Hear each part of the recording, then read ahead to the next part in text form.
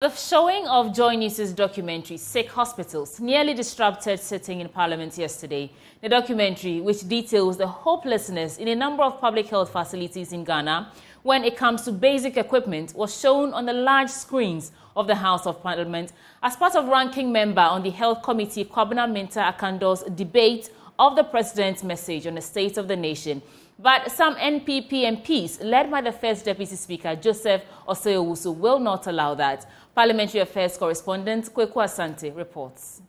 That documentary by JoyNews showed the poor state of Ghana's hospitals. Today, it was shown in Parliament by MP for Juaboso, an NDC minority spokesperson on health, to show that the President's State of the Nation address did not address the health needs of the public. Mr. Speaker, what we have in Ghana now is what we call sick hospitals. Hospitals that are sick. Yes, sick hospitals. Yes, Mr. Speaker, with your permission. And I have already cleared with leadership. I have a video. It is an ultimate walk of shame for any visitor to the Sandema Hospital in the Bulsan North District of the Upper East region. But midway through the presentation, the First Deputy Speaker, Joseph Osei-Owusu, was on his feet, imploring the Speaker to stop the showing of that documentary in Parliament and asking under which rules the MP for Juaboso was showing that documentary. Mr. Speaker, I want to know under which of our rules this video is being shown in the chamber. Who authorized it?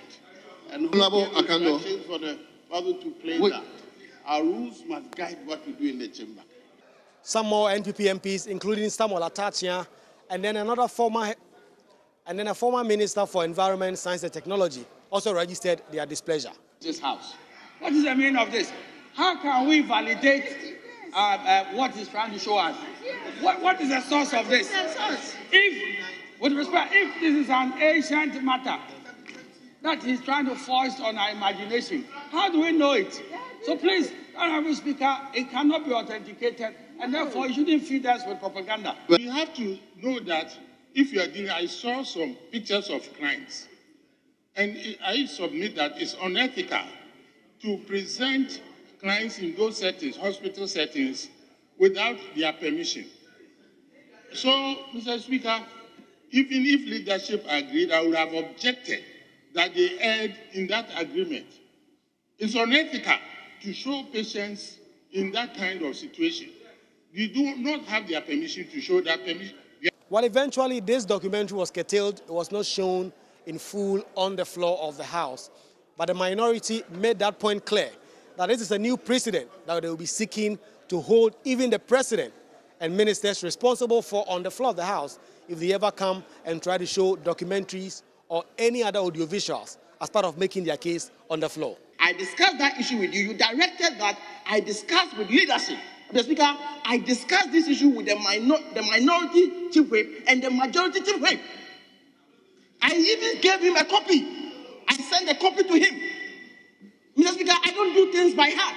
So leadership agreed. Mr. Speaker, ask the member of Parliament. But we didn't discuss at the plenary. Well, the State of the Nation address debate continued today. We heard from the minority spokesperson on finance, Isaac Adongo, who made a case in terms of why he believes that Vice President Dr. Mahmoud Bawumia should not be allowed anywhere near the presidency. Mr. Speaker, I would like to indicate that as the NDC is getting ready to fix Dr. Bawumia's mess, he should understand that it is time for him to learn to understand the policies of the NDC. We are not only bringing 24-hour economy, we have series of policy interventions that are carefully thought out and crafted to show him better digitalization and improve the economy of our country. The State of the Nation debate is expected to conclude next week, and MPs on both sides of the aisle are seizing to make the case for why their governments or their parties should either retain power or be elected to lead the government. And the NDC minority are making Dr. Bawumia a certain linchpin in terms of making their case and stressing that Dr. Mahmoud Bawumia cannot be extricated from the current economic challenges we face in the country. But the NPP MPs will have none of that. Reporting for JoyNews, Ashanti, Parliament House, Accra. Let's stay on documentaries from JoyNews. Now, the Education Ministry, in response to a yet-to-be-aired JoyNews documentary titled Empty Plates, the Free SHS Promise, embarked on a tour of 3 high schools in the Greater Accra region to assess food provided to students under the Free SHS program. The JoyNews expose highlights acute shortage of food at the various campuses and the quantity of meals served to students. Let's take a look at the promo on our latest investigative piece, Empty Plates, the Free SHS Promise. Sometimes they'll give you Gary, don't give you this. They'll give you this, they don't give you the Gary. So a school that is not having even 900 students is supposed to have 3 bags a day to feed 900 students. Every night, these children go to bed burdened with thoughts about what they will eat when they wake up to a new day. It's all about the quantity, the jollof too quantity, very small. And then the amount of sauce they serve per table, they are sitting with it. Very small, very small. Some people don't even get sometimes. It is no fault of theirs that the government that promised their parents free education is unable to provide enough food to feed their youthful appetites. And sometimes kinky. The kinky they give us stew or sugar with no fish. Empty Plate, the Free SHS Promise. Coming soon on JoyNews. Now, JoyNews' channel manager, Kweku Owusu-Pepra, has been explaining what to expect in the documentary, how extensive the investigation was, and the extent to which the food shortage situation in the schools is affecting teaching and learning. We received calls. We had people complain. We had parents speak. Some children would send voice notes. And so, in the spirit of public interest journalism, we decided to verify. So what we've done is to verify and put pictures to the assumptions and the guessworks and the calls. And this is the work we've done is compelling. It's extensive in the sense that it covers entire country. From the north, we went to the middle sector, we came to Accra, the eastern region, the Volta region. It is the entire country. Everybody has to just wait and watch the documentary, and you would know how far the length and breadth, width and depth of the documentary.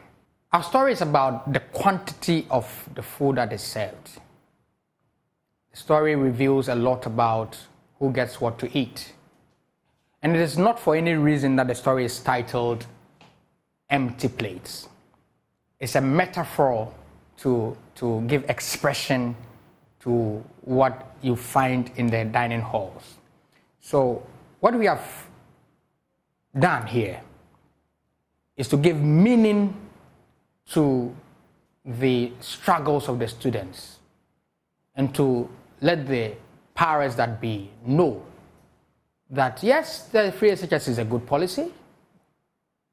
Nobody can argue that, but there are challenges and they have to be fixed. This is what we have done in the spirit of public interest journalism, which emboldens us, which encourages us, which becomes our mandate to bring and to mirror society to itself. It also tells you about the impact of the Free SHS campaign and how it has created access. I guess we should all wait and enjoy the documentary, pick the lessons from it, and fix the problem. We can now hear from some parents who told JoyNews their children are being treated like prisoners.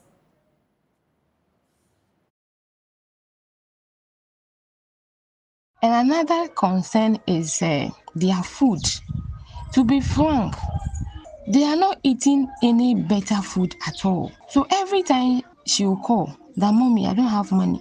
The food is not enough and sometimes it's not even good. To be frank with you, this girl left home without stomach pain. But now she will call that mommy, my tummy. She has been admitted at the hospital. They did other tests, but she said the doctors are suspecting is ulcer. It is very bad. We are not saying they should not eat gari, but the gari is too much. And according to the girls, the gari is dried with some sauce on it. It is very, even home, how many of us could eat those food? They complain that the rice is very small. And the food the girls eat is very bad. Very pathetic. And it's so sad that the outside world see a different picture, but the inside is a different issue altogether. I think the government should take a look into it. They are not fed properly. They are made to work like horses. I don't know. In fact, I think this is a second prison yard. Even those in the prison, I don't think they go through what is. Now, from Laboni Senior High School to Presec Legon, my colleague Kenneth Jesse was part of the team from the Education Ministry and Free Senior High School Secretariat that was taken to the dining halls of some selected schools in Accra and reports. The Free Senior High School has come under criticism recently, especially with the food served to students. The quality of the food and the amount of food served to students have become a topical issue. But the Education Ministry says they are working at improving things. Here is the Ministry of Education's Public Relations Officer. At every point, you should understand that you may not necessarily have a perfect system. You have a system that is being run with a human hands in it. So there may be some challenges in terms of distributional challenges, in terms of storage challenges. But your duty as leadership is that when these challenges come, you go in and resolve it. I think we have to situate it in a very proper context. What is that very proper context? If you look at buffer stock, their distribution chain, at every point they are supposed to send about 18 food items. In between the 18 food items and even GCX, you may have a school with supplies of about 17 food items. I mean, let's even narrow it down to our various homes. You may have Milo, you may have milk, you may have sugar, you may have plantain, but you may not have beans. It does not necessarily mean that you are unable to cook. But maybe within the preferred choice of food that you want to cook, that is where you may have a difficulty. But of course, what do you do as a parent or as the owner of the house? Quickly, you have to intervene. And when there are those challenges, you go in and resolve it. I mean, these children are not children from a different continent.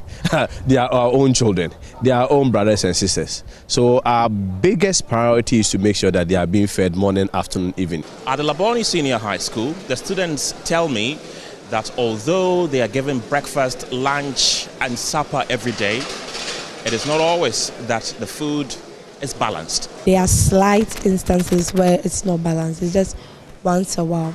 But then I think we would need more of the balancing of the food. There may be instances where they are not balanced foods, but then sometimes I think we would need, maybe when we are taking what we will need egg to each person. But then now it's no more, so we pray, we are hoping that they bring it back. But then for the rest, we think it's okay, manage.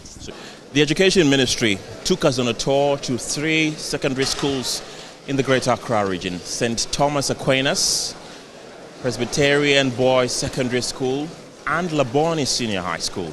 And in these schools, the students say that although they are fed all the time, that usually their breakfast, which is predominantly liquid, comes without bread. And on some occasions, they have bread to add to it. What was for breakfast this morning? Okay, we had Tom Brown with bread. Tom Brown and bread. And does it always come with bread, your breakfast? Nah, it's not always. Just sometimes, but not always. Yeah. So how often does it come without bread? Yeah, very often. Yeah. Yeah, I think Fridays that we get bread. Yeah. Throughout the week, it's only Fridays that you have breakfast with bread. Yeah. Usually, it's without bread. Yeah, we don't get bread all the time. Just Fridays.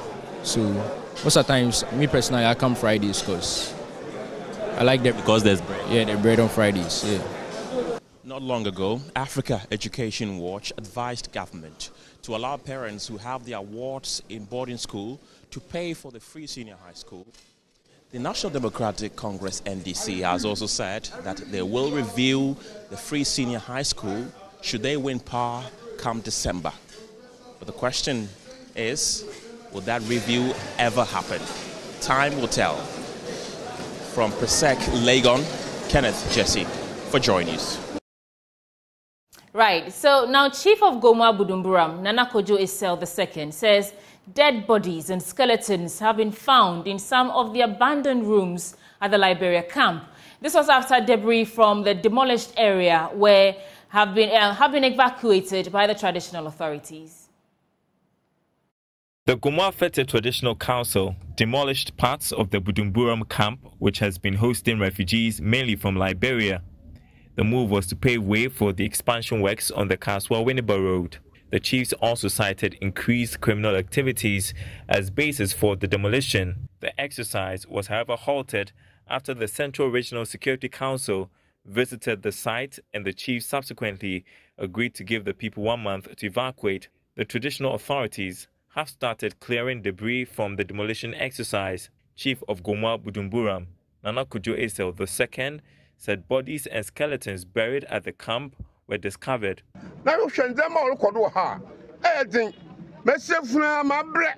What is happening here at the camp is very sad. We are tired of burying dead bodies. During the demolition, bodies were found decaying in some rooms, and we had to bury them. These wicked activities have arrogated to the community a bad name. The chief cautioned the state not to intervene in the attempts to reclaim their land. The campers have up to March 31 to move out of the area. Welcome back to Joy Newsroom with me, Sweetie Abochi. Moving on, treating neonatal jaundice in the Goso municipality of the Ahafo region has over the years presented dire challenges to the municipal hospital due to the lack of effective phototherapy machine. An improvised phototherapy device, otherwise known as Firefly, built with a wooden framework and 3 defective UV bulbs, is hampering treatment as babies take longer periods under the machine.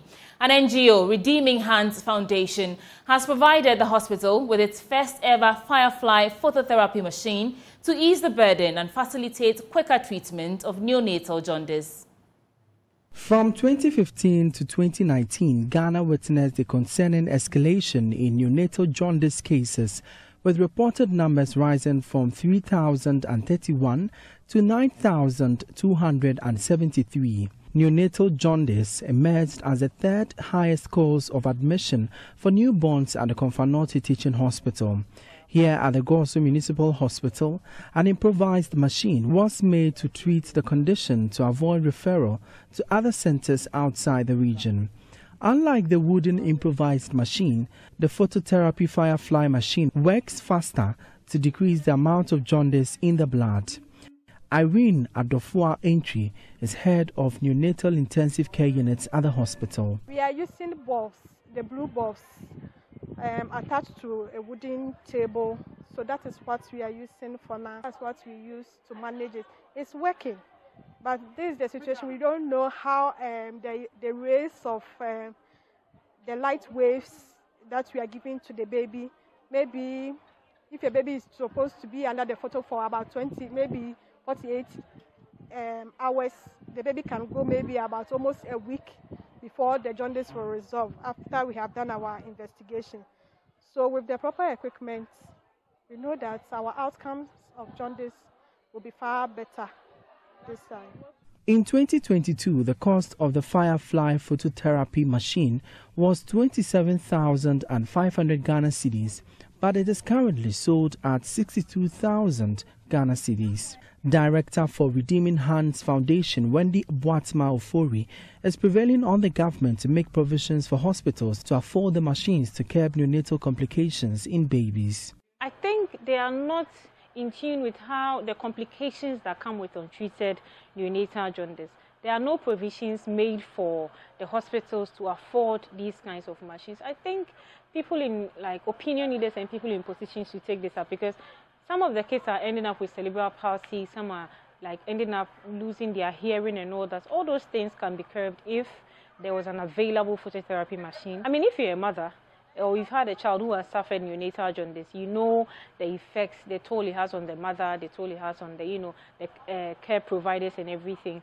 We are pleading with them to come on board, join us campaign, make noise in quotes about this phototherapy machine, tell people, opinion leaders, let people in positions know how neonatal jaundice is affecting babies, how important this machine is in treating and preventing some of these complications that these babies suffer. Those of you that can help us, we plead with you to come on board. We raised most of this money off social media. Redeeming Hands Foundation educated nurses and midwives at the Gosu Municipal Hospital on neonatal jaundice and also donated a firefly machine to curb the disease. The machine is the first to be donated in the Ahafo region. Anita Selwajiga's report read to you. Now, the Ashanti Otumfuo Osei II has toured some project sites of health facilities in the Ashanti region, which have either stalled or under construction. Prominent among the facilities visited is the Sewa Regional Hospital, which is 90% complete but left unattended with deplorable roads impeding its usage. The Asante inspected the pace of work at the project site while advocating for their early completion. Nanabwachi Yadom joined the tour and has filed this report.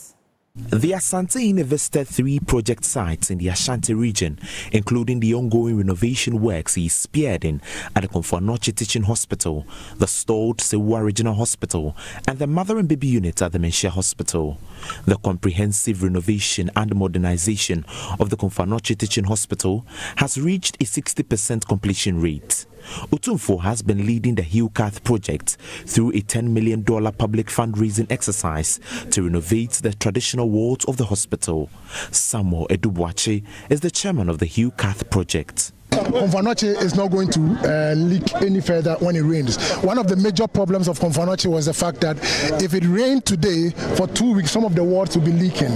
We are privileged and happy to mention that the last rains that we have experienced, not even one leakage. The king is very pleased. The progress of work so far, because of the space concerns, the hospital is still in session. So what is happening is that we'll be doing it in phases. So currently, the A4, A5 demolition has happened. The things have almost arrived. So as it arrives, we'll be making sure that just matter of fixing those fixtures and fittings that we have imported to be able to do this. The Asante later inspected the Sewa Hospital project, which is to serve as a regional hospital. The facility, already 90% complete, is left unattended with deplorable roads impeding its usage. Dr. Emmanuel Tinkrine is the Ashanti Regional Health Director. The hospital has been completed for the past 1 year. What we need to do is to get electricity connected to the hospital. You know, we need a transformer that can power all the machines. And the current electricity that we have will not be enough to power the machines. That's the reason why we believe that we need a new machine. So fortunately, ECG has connected us from the main line and giving us 2 transformers. All that we need to do now is to connect the hospital to the main lines, and then we can test run the machines and then train the staff and then open the facility. Also the road, you saw it yourself. We need to put it in shape. Dr. Ejakupoku, who spoke on behalf of the Asantene, says the visit is to advocate for the completion of the projects. It is part of his activity to occasionally go around to see the developmental activities going on. Sewa Regional Hospital is very significant and he must come and see. We've been told that it's about 90% completed. So he's here to find out why it's not moving and to see how he can also support the program to go. Definitely he will have to put in his advocacy skills to get us moved. The Asante ended his inspection at the construction of the baby and mother unit at the Menchia Hospital. Well, the Asante is expected to add up his voice and call on government to speed up its work on these sites to ensure that these projects are completed in no time. For JoyNews, my name is Nanabwachi Yadom, Kumasi.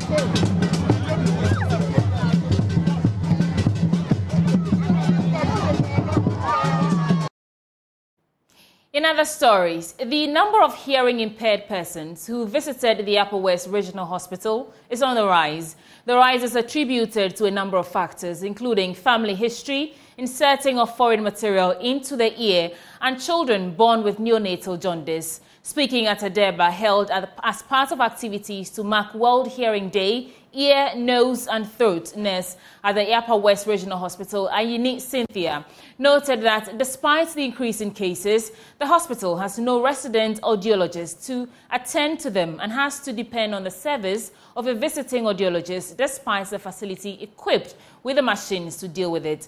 JoyNews Upper West Regional Correspondent Rafik Salam reports from Wa. World Hearing Day, which falls on March 3, is a globally recognized annual event organized by the World Health Organization, WHO. It is aimed at raising awareness about hearing loss and promote ear and hearing care worldwide. Ahead of the celebration, the public unit of the Upper West Regional Hospital the past week has been engaged in holding public fora to sensitize the public on hearing and the need to protect the ear. The participants had the opportunity of asking questions and had their ears screened. As part of the activities, a deba was held at Wadobli, where the community members were schooled on the importance of the ear and the need to protect it.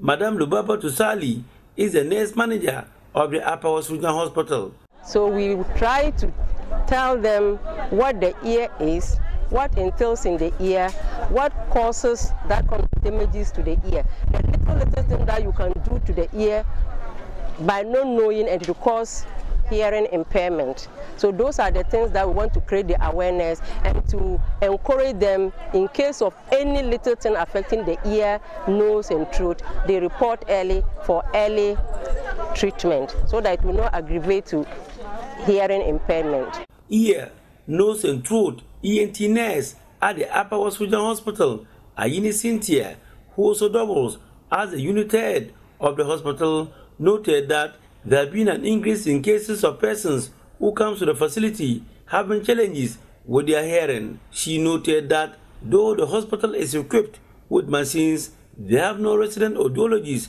and they depend on the service of a visiting audiologist to take care of their patients. Every 3 months, we invite audiologists. We have the machine, but we do not have the personnel. So we do book cases for him to come to assess them. So the recent one was in November, where she came. We screened about 30 people. And out of the 30 people, almost all of them had problem with their hearing. Some were mild hearing loss, some moderate hearing loss, and some severe to profound hearing loss, where they were advised to get hearing aid and advice on rehabilitation. So, Ayini Cynthia spoke about the causes of hearing loss. Exposure to loud noise can give hearing loss. Then when there are foreign bodies in the ear, you can get hearing loss. Infection to the ear can also give you hearing loss. And we also have a family history. If you are born to parents with hearing loss, you are likely to also have hearing loss. Then in neonates with birth asphyxia, they can also get hearing loss. Then neonatal jaundice, babies that are born having jaundice can also get hearing loss. She encouraged persons who had hearing impairment to report early to the hospital for checkup and rule out other preventive measures. Talking to people about the causes of hearing loss and what they are supposed to do to prevent this hearing loss. Some of it is early. When you report to the facility early, your problem will be able to solve. So anytime you have ear problem, we advise you visit to the nearest facility to seek treatment to prevent you from getting hearing loss. So, reporting for JoyNews, Rafik Salam. Wow. There you have it. Don't become a self-appointed ear doctor. Now, moving on, the Ministry of Sanitation and Water Resources has joined calls for an action plan and constitutional amendment to help eradicate gender-based violence, especially against women and children. Such acts have become predominant in rural areas where women and children lack basic needs, including water, schools, and toilet facilities. The ministry, during a stakeholder engagement in Kumasi, addressed issues of gender-based violence and sexual exploitation to develop an action plan to eradicate such acts while ensuring the arrest of perpetrators. There's more in the following report. In Ghana, Women face an increased risk of sexual violence, according to a report on domestic violence by the Institute of Development Studies 2016. An important feature of such incidents is the nature of the power relations created by parties, perpetrators and victims of this practice, and a context that draws them together. This has necessitated an action plan by the Ministry of Sanitation and Water Resources to subdue such offences to facilitate inclusive delivery of water and sanitation services. Justice Gloria Mensah-Bonsu is in charge of the Gender-Based Violence Court at the Kumasi High Court. She underscores the need for an action plan and a constitutional amendment to curb such acts. The law is that if there is an established defilement, the minimum punishment is 7 years imprisonment and the maximum is 25 years imprisonment, and it's a strict liability law. So there's no option of a fine. Therefore, why would we come to court for somebody to be sent to prison whilst we get nothing out of it? So they think that I think that looking at the cases so far, and the challenges I have in prosecuting them, if the law is amended so that we have an option of a fine or compensation, not even that option standing alone, but in addition to a term of imprisonment. Justice Mensah-Bonsu encouraged parents to report cases of GBV, sexual exploitation and sexual harassment to ensure perpetrators are brought to book. I would advise parents, and I sympathize with them because I know that because of stigmatization and all that, it's very difficult. But when it happens, it has happened. And it has a long-term trauma effect on your child. Long-term, because right now you may not know, but the person may not want to be married or will have issues relating very well with the partner. So they should try as much as possible to allow the law to take its course so that the perpetrators will be brought to book. Project lead for the ministry explained why it is putting up an action plan against the gender-based violence and its related offences. One of the indicators that we are looking now is gender inclusivity, leaving no one behind principles and all that. And once you are bringing both women, men, girls, boys into development context, there are some populations that are vulnerable to gender-based violence and then sexual exploitation. So for us, providing service in water and sanitation, and we work in communities. Of course, we'll have those vulnerable people in our working environment. We need to put a system in place for us to be able to achieve that target of redress of any gender-based violence. For JoyNews, my name is Nana Boache Dankwa Kumasi. Let's take a break again shortly. We'll be right back. Welcome back to Joy Newsroom. Now, 36 schools have been selected for the 2024 Love FM Primary Schools Quiz. Here's a report by the official launch at this year. In the upcoming 6 weeks, these 36 primary schools in the Ashanti region will compete in a series of knowledge-based challenges across various subjects, captivating audiences with their brilliance. All the 36 schools participated in the launch and balloting of the Love FM Primary Schools Quiz in Kumasi on March 1st. Speaking at the event, the Ashanti Regional Director of Education, William Kwame Amankwa, lauded the Love FM's efforts to expose learners to modern skills at early age. The future holds bright for the learners at the foundational level. It is where quality education, when natured world, leads to quality transformation education that every country will strive to achieve. I can confidently say that what we are going to launch today fit into 21st century goals in education. For 21st century education is that which provide learners with necessary requisite skills needed to succeed in both local and global worlds. Isaac Entry, Relationship Manager at the Kumasi Business Unit of the Multimedia Group, encouraged contestants to remain resilient in the competition and give off their best shots. In the coming weeks, the contesting pupils in the quiz are expected to treat our listeners and audience to an exciting and intellectually stimulating show of progress in competing. We expect nothing but the best from the competing schools who have made it thus far. May the best school in the 2024 edition of the Love FM Primary School Quiz, and we hope for a better contest this year. Which school is the best school? Rules of the competition were spelled out to ensure fairness and smooth running. Remarkably, fresh entry schools in the competition are coming with a vigor of putting up a resound performance. Oh, we will win. We have gone so far to come this way, and I'm praying to the Almighty God that we will go to the semi-finals. If not, I will not be happy. I'll cry. You want to go to the semi-finals? Why not winning? Winning, I'm praying I will win, but the contest, many people are trying their best to win. So I'm praying to the Almighty God that we will face them and conquer them. Because God is with us also. We have trained, we have learned, we have rehearsed. We are also in the same district, so we are going to win. From Monday, 4th March, the Love FM Primary Schools Quiz will be airing on the Joy Learning channel on Multi TV, Love FM, and other social media platforms. Reporting for JoyNews, Clinton Yeboah. And that was a report from this year's launch of the Love FM Primary Schools Quiz. And that's how we wrap up for this midday news. We are back at 7 p.m. with JoyNews Prime. My name is Sweetie Abochi. Thank you for watching.